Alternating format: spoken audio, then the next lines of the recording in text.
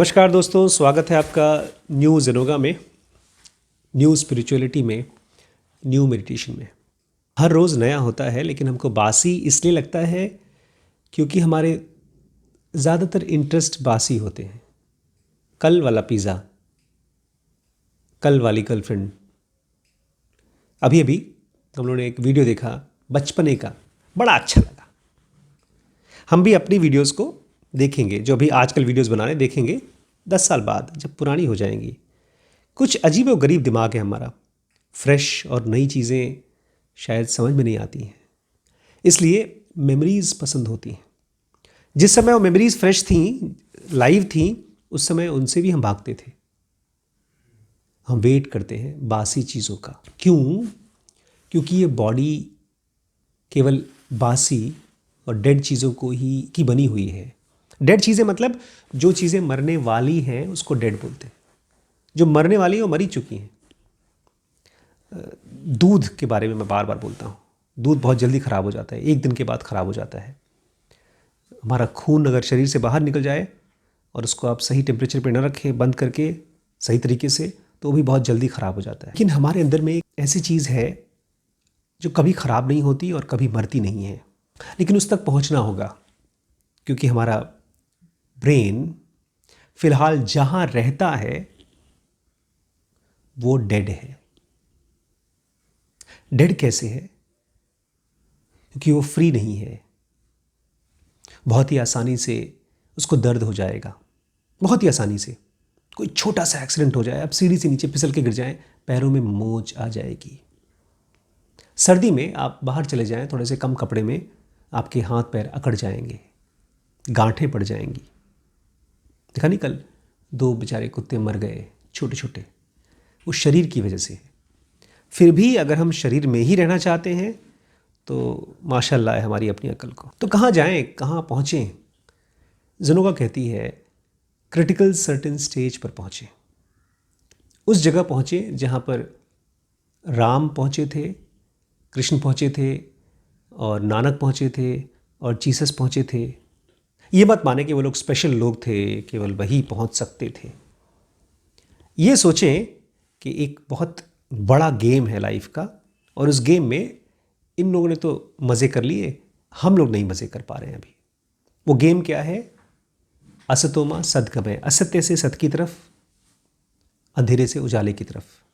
अंधेरा मतलब सफरिंग, अंधेरा मतलब नशा, उजाला मतलब फ्रीडम। अभी एक मैम मुझसे बात कर रही थी सोलमेट के बारे में। बोलती हैं आपकी और मैम की तो लड़ाई हो ही नहीं सकती क्योंकि आप सोलमेट हैं। नहीं, ऐसा नहीं है। जिस दिन हम लोग नशे में होते हैं, शराब के नशे में नहीं, काम के नशे में, थकावट के नशे में, बहुत ज़्यादा खाने के नशे में, किसी भी तरह के नशे में, उस दिन हम लोगों की बहस हो जाती है। लेकिन जब फ्रेश होता है मन,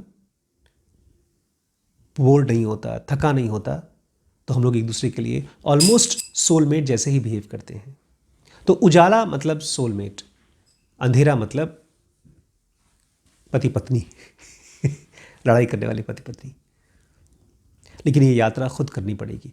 तो क्रिटिकल सर्टेन स्टेज है जहाँ पर हमको पहुँचना है, जहाँ पर कृष्ण नानक जैसे लोग पहुँचे। ये क्रिटिकल सर्टेन स्टेज आपके सुपरमैन से भी ज़्यादा ताकतवर स्टेज है। आयरन मैन के जो कपड़े पहन करके आप हवा में उड़ने की कोशिश करते हैं और आपको बड़े बड़े विलेंस हरा देते हैं, उससे भी ज़्यादा ताकतवर स्टेज है। क्योंकि जैसे कृष्ण कहते हैं ना, इसमें कोई आग, कोई पानी, कोई हवा कुछ नहीं कर सकता आपको। आप रहते हैं लेकिन आपको कोई कुछ कर नहीं सकता। तो ये क्रिटिकल सर्टेन स्टेज क्या है? ये वो स्टेज है जिसके बाद से आपको लाइफ में कोई भी डूज एंड डोंट्स फॉलो नहीं करने। क्या मतलब है डूज एंड डोंट्स? डिसिप्लिन्स। जब तक हम फिजिकल बॉडी में है, बॉडी बार बार हमको अपनी तरफ खींचेगी। अपनी तरफ मतलब मज़े के लिए, सेक्स की तरफ खींचेगी, ओवर ईटिंग की तरफ खींचेगी, इरेगुलर स्लीपिंग की तरफ खींचेगी, हर वो चीज़ के लिए तरफ खींचेगी जिसमें कि बॉडी को आराम करने को मिले और नशा करने को मिले। क्योंकि बॉडी बेचारी अवेयरनेस की उस हाइट्स पे पहुंच नहीं पाती, अभी तक ट्रेन नहीं है। तो इसलिए आपको बहुत से डूज एंड डोंट्स अपनी मर्जी से फॉलो करने होंगे, कोई और नहीं करा सकता। ये नो मैन्स लैंड में हैं आप। इसमें कोई गुरु, कोई भगवान आपकी हेल्प नहीं कर सकता, क्योंकि आप इस दुनिया के अंदर जो खेल रहे हैं वो एक तरह का किंडरगार्टन है, बच्चों का खेल, कच्चा नींबू।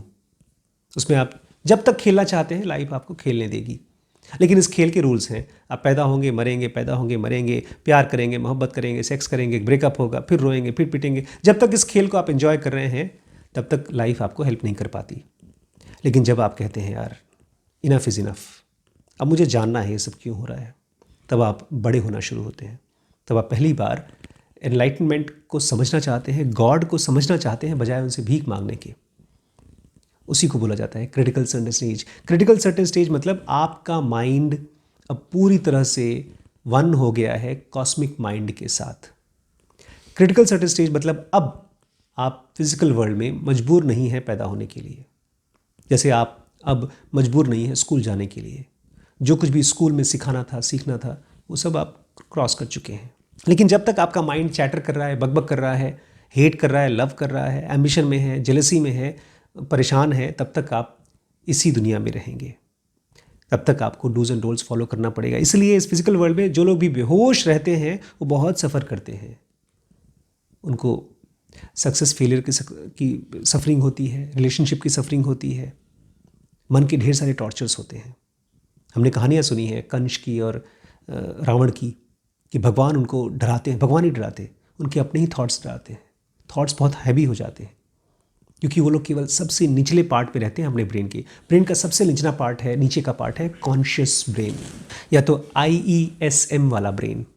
मैं चाहता हूँ इन 5 नहीं टोटल 7 पार्ट्स हैं इस ब्रेन के, उनको आप पहचान लें, क्योंकि उनकी शक्ल बार बार आपके सामने आएगी और आप कंफ्यूज हो जाएंगे, आप पहचान नहीं पाएंगे। जैसे आपके एम्प्लॉयज़ को पहचानना होता है, नाम जानना होता है, कौन किस काम का है ये जानना होता है, ऐसे ही सबसे ऊपर सबसे सीनियर है सीनियर मैनेजिंग डायरेक्टर, या तो ट्रांसेंडेंटल सेंटर, या तो आत्मन, या तो गॉड। हमारे ही ब्रेन का पार्ट है वो। किसी मंदिर में मत जाइएगा, किसी माइंड में सबसे हाईएस्ट पोजीशन जहाँ पर हम अपने स्पिरिचुअल लिफ्ट के अंदर बैठ करके ऊपर पहुँचेंगे वो है ट्रांसेंडेंटल सेंटर, या तो 7th सेंटर। वो क्या कर सकता है, उसके अलावा और कोई कुछ कर ही नहीं सकता, वही सब कुछ कर सकता है। उसी के पास सारी ताकत है, वही क्रिएट करता है, वही डिस्ट्रॉय करता है। अगर आपको लगता है कि ये सब चीज़ें एक्सीडेंट हैं, इसका मतलब आपका ये जो कॉन्शियस माइंड है बेचारा इमेजिन नहीं कर पा रहा है कि कोई इसके पीछे है। उसके नीचे जूनियर मैनेजिंग डायरेक्टर है, उसको हम लोग पैरामेंटल सेंटर कहते हैं। ये वो जैसे मैंने आपसे कहा था मिस्टिकल ताकत वाले लोग, शो ऑफ करने वाले लोग, खतरनाक स्टेज है। बट है क्या करेंगे, ये लाइफ आपको टेस्ट करती है देखने के लिए कि अभी भी आप ठीक है, आप रुपए पैसे के चक्कर में नहीं हैं, लेकिन ताकत के चक्कर में हैं। क्या अभी भी आपको फिजिकल वर्ल्ड एल्योर कर रहा है, ललचा रहा है? अगर ललचा रहा है तो फिर से आपको उंगली से धक्का मार के नीचे फिर से गिरा देते हैं फिजिकल वर्ल्ड में। इसलिए बहुत से मास्टर्स ज़्यादातर लोग जाते हैं और उस पार्ट में जाकर फिर वापस चले आते हैं। ये जो आपके रावण और कंस जैसे लोग हैं इसी ग्रुप में आते हैं, इनके पास बड़ी बड़ी शक्तियाँ और ताकत थी। इसलिए ऐसे लोग जब पूजा प्रार्थना करते हैं, तपस्या करते हैं, तो भगवान से बोलते हैं मुझे ताकत दो, कभी ना मरने की ताकत दो। बेचारे अभी भी जीने और मरने के खेल में फंसे हुए हैं। लेकिन उसके नीचे आता है 5th सेंटर, उसको मैं जनरल मैनेजर कहता हूँ। ये बड़ा सीधा साधा सेंटर है, लेकिन आदमियों के लिए, हम कॉमन मैन के लिए ये बहुत बहुत यूज़फुल है। जो इंसान हल्का फुल्का सा भी, इसको सेक्शन 2 भी कहते हैं, हल्का फुल्का सा भी इसके साथ एसोसिएशन चालू हो गया, उस आदमी के लिए फिजिकल वर्ल्ड में सक्सेस बहुत आसान हो जाती है। पैसे रुपए की कमाई धमाई की बहुत आसान हो जाती है, बिकॉज उसका माइंड अब फोकस्ड हो जाता है। वो ज़रूरी चीज़ों को देखना, उसको समझना, उसके ऊपर काम करना उसके लिए आसान होता है, बिकॉज बाकी सब चीज़ें उसको डिस्ट्रैक्ट नहीं करती हैं। जैसे ही उसके मन में क्वेश्चन होता है, उसका माइंड इंट्यूट कर लेता है। जब वो परेशान होता है तो मेडिटेट कर लेता है, जब वो डिस्ट्रैक्ट होता है तो वो कॉन्सेंट्रेट कर लेता है। उसकी माइंड की सेक्शन 2B के ज़रा सा भी नज़दीक आ गए तो भी। बहुत से ऐसे लोग हैं जिनको पता भी नहीं है कि वो सेक्शन 2B में कभी कभी पहुंच पा रहे हैं। ऐसे लोग राइटर्स बन पाते हैं, ऐसे लोग पोएट्स बन पाते हैं, साइंटिस्ट बन पाते हैं, बिजनेसमैन बन पाते हैं। जीनियस तो हैं, तो उनको जीनियस कहाँ से मिली? वो कॉस्मिक माइंड की बहुत एक बूंद जीनियस है, जो ये लोग टैपिंग कर पा रहे हैं।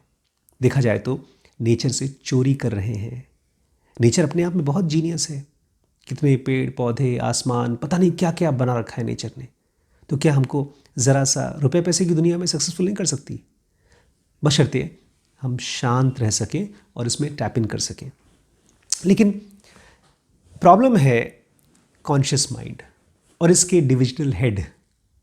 ये अपने आप को मालिक बना के बैठे हुए हैं। ये 4 लोग हैं, आई, ई, एस और एम।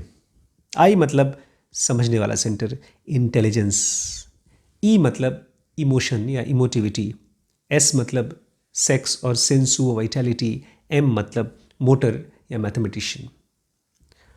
मुझे लगता था शुरू में कि ये 4 अक्षर समझ लिया तो सब कुछ समझ लिया, लेकिन बाद में समझ में आया कि हमारा माइंड बहुत ही ईगर होता है हर चीज़ को मानने में कि मैं समझ गया, हाँ हाँ। थोड़ा सा सब्र रखिए। आई सेंटर का मतलब है rational reflection, consciously and consciously done. मैंने एक कोई घटना की, मैंने कुछ कहा, मैंने कुछ किया, मेरे साथ कुछ हुआ, उसके बारे में जब पीछे मुड़ करके चेक करते हैं बिना परेशान हुए, बिना दुखी हुए, उसको बोलते हैं रैशनल रिफ्लेक्शन। अगर उसके बारे में वापस जाकर देखते हैं, दुखी होते हैं, अरे यार मेरे साथ ऐसा क्यों हुआ, तो उसको बोलते हैं इरैशनल रिफ्लेक्शन या तो इमोशन। तो आई सेंटर क्या करता है, हर चीज़ को वापस जाकर के देखता है, अरे ये हुआ तो क्यों हुआ, अगर मैं सक्सेसफुल हो गया तो कैसे हुआ, कुछ गड़बड़ी हुई तो कैसे हुई। Its aim is knowledge through balanced mind as well as decision arising there from. ये किस लिए है, ये हमारा आई सेंटर किस लिए है, नॉलेज के लिए।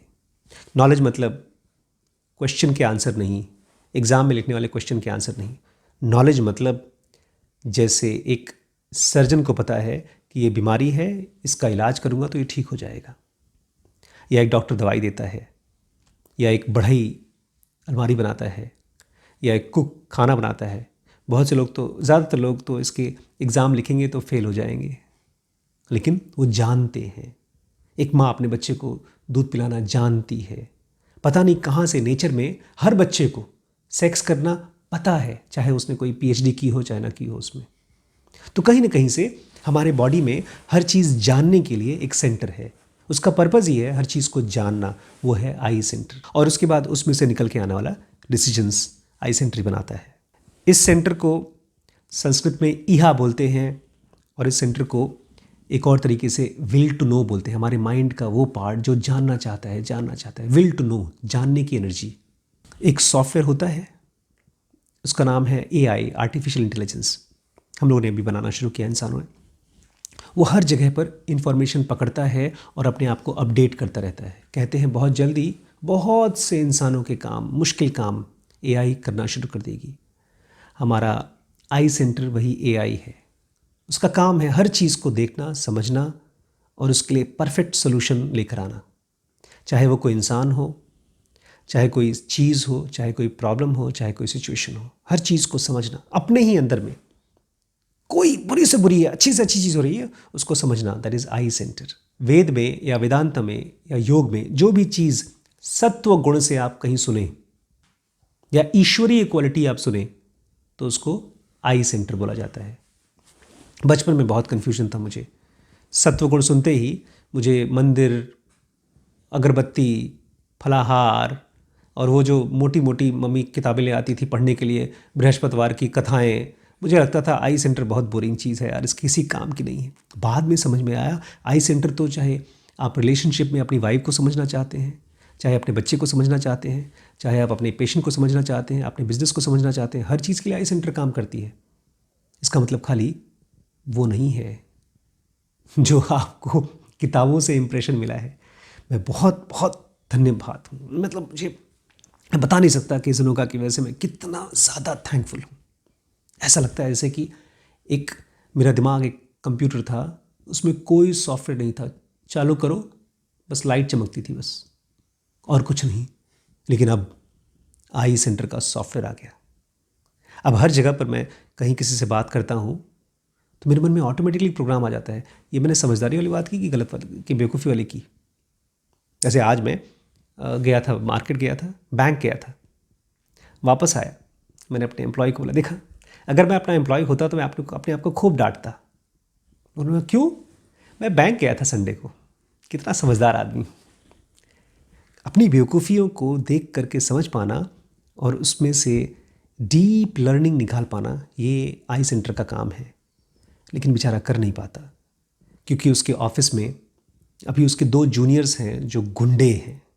जूनियर हैं लेकिन हैं बड़े ताकतवर, हड़काने वाले। हमेशा अपने बॉस को हड़का के अपनी मर्जी का काम कराते रहते हैं।